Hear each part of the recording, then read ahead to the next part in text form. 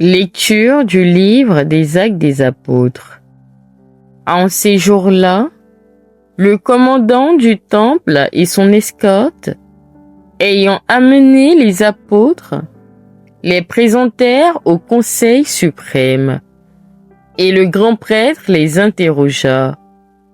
Nous vous avions formellement interdit d'enseigner au nom de celui-là, et voilà que vous remplissez Jérusalem de votre enseignement. Vous voulez donc faire retomber sur nous le sang de cet homme. En réponse, Pierre et les apôtres déclarèrent: Il faut obéir à Dieu plutôt qu'aux hommes. Le Dieu de nos pères a ressuscité Jésus, que vous aviez exécuté en le suspendant au bois du supplice. C'est lui que Dieu, par sa main droite, a élevé en faisant de lui le prince et le sauveur pour accorder à Israël la conversion et le pardon des péchés. Quant à nous, nous sommes les témoins de tout cela avec l'Esprit Saint que Dieu a donné à ceux qui lui obéissent. Ceux qui les avaient entendus étaient exaspérés et projetaient de les supprimer. Parole du Seigneur. Psaume 34, versets 17 à 20. Un pauvre crie, le Seigneur entend. Je bénirai le Seigneur en tout temps, sa louange sans cesse à mes lèvres. Goûtez et voyez, le Seigneur est bon. Heureux qui trouve en lui son refuge. Le Seigneur affronte les méchants pour effacer de la terre leur mémoire. Le Seigneur entend ceux qui l'appellent. De toutes leurs angoisses, il les délivre.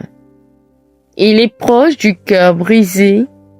Il sauve l'esprit abattu. Malheur sur malheur pour le juste, mais le Seigneur, chaque fois, le délivre. Un pauvre crie, le Seigneur entend. Alléluia. Alléluia.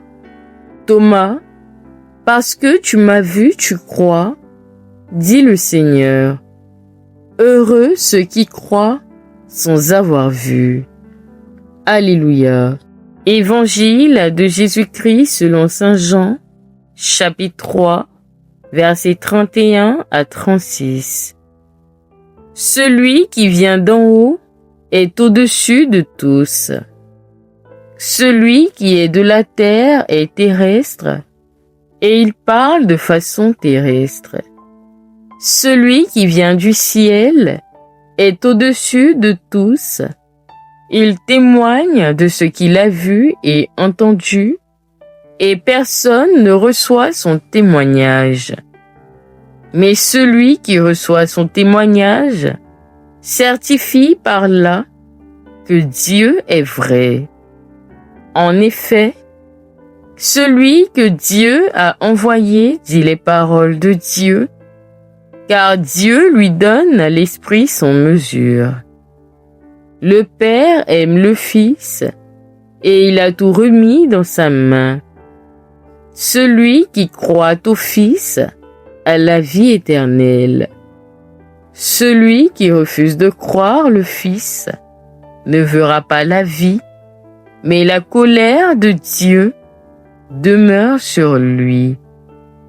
Acclamons la parole de Dieu.